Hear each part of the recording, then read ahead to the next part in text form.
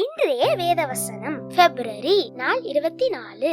வேதத்துல 1 கொரிந்தியர் 3:16 நீங்கள் தேவனுடைய ஆலயமா இருக்கிறீர்கள் என்றும் தேவனுடைய ஆவி உங்களில் வாசமா இருக்கிறார் என்றும் அறியாதிருக்கிறீர்களா? தேவனுடைய ஆலயம் அப்படின்னா என்ன அப்படின்னு பாத்தீங்கன்னா, எல்லாருக்குமே ஆலயம்னு சொன்ன உடனே சர்ச் தான் ஞாபகம் வரும். ஸோ சர்ச்ல யார் இருக்காங்க? ஆண்டவர் இருக்காங்க. ஸோ இது எல்லாருமே விசுவாசிக்கிறோம். அப்போ இந்த வசனத்துல நீங்கள் தேவனுடைய ஆலயமா இருக்கிறீர்கள் அப்படின்னு சொல்லியிருக்கு.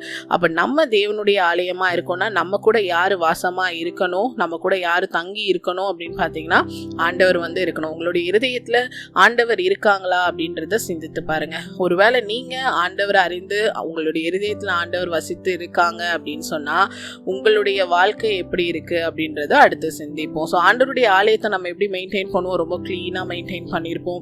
எந்த விதமான நாய்ஸும் வராம நம்ம பார்த்துருப்போம். அதுக்குள்ள வரவங்க எல்லாருக்கிட்டையும் ஒரு சமாதானம் காணப்படணும்னு நினைப்போம்.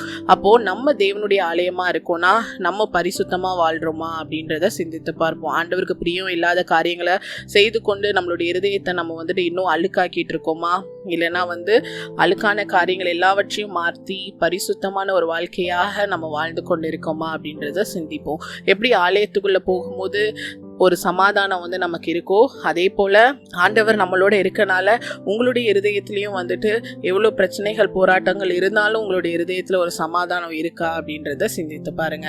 நீங்க தேவனுடைய ஆலயமா இருந்தீங்கன்னா கட்டாயம் ஆவியானவர் உங்களோட வாசம் பண்ணுவாங்க. அப்படி ஆவியானவர் இருக்காங்க அப்படின்னும் போது நம்ம பரிசுத்தமான வாழ்க்கைய வாழ்கிறவர்களா காணப்படணும். Thank you. Have a good day.